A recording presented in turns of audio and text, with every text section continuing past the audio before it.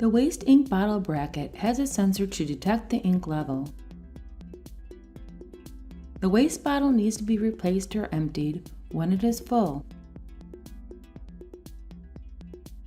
Always wear a mask, gloves, and protective eyewear when disposing of waste ink. Open the printer top door. Press the quick release button to remove the bottle connector.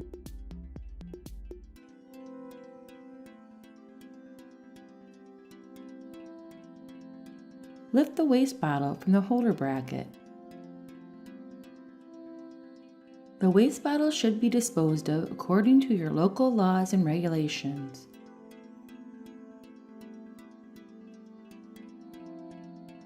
The bottle must be replaced before printing, or waste ink could damage the system.